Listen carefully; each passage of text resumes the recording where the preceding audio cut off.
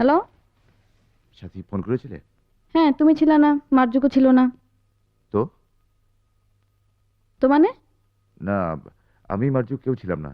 তাহলে কার সাথে কথা বললে? তোমাদের নতুন মেম্বারের সাথে, ফাইম নাকি যেন নাম।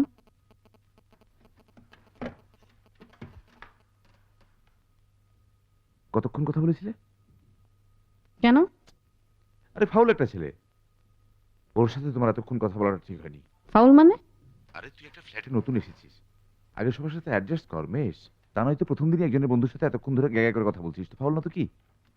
আর তুমিও ওর সাথে এতক্ষণ ধরে, আরে তুমি মার্জুককে মাপজুক বলো না কি বলো না, এগুলো নিয়ে ওর সাথে এতক্ষণ কথা বলার কি আছে? তুমি আমার সাথে এভাবে কথা বলতেছো কেন? বিকাশ পেমেন্টে 10,000 টাকার বেশি অফার। শপিং চলছে তো।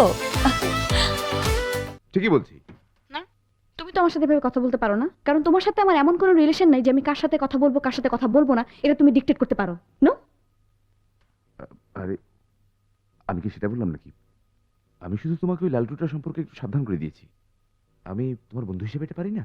Take it from me, actually America ইরাকে অ্যাটাক করবেই, বুঝছো? হ্যাঁ, কিন্তু ইরাক তো কনভেনশনাল ওয়ারফেয়ারে যেতে পারবে না, তাদেরকে আনকনভেনশনাল ওয়ারফেয়ারেই যেতে হবে। হুম, শোনো ফাহিম, হ্যাঁ, তোমারে যেই কথা কইতে আইছি, তুমি যখন বাসায় একা একা থাকো হ্যাঁ, তখন অনেকের ফোন আসবে, তুমি ফোন ধরবা, হ্যাঁ। কথা কইবা, এটাই তো স্বাভাবিক। বাট প্রয়োজনীয় কথা বইলা ফোনটা রেখে দিবা। অন্যের কলারের সাথে বেশিক্ষণ কথা বলা ঠিক না, বুঝছো? কেন হাসান ভাই, কোনো সমস্যা হয়েছে? না, কোনো সমস্যা নাই।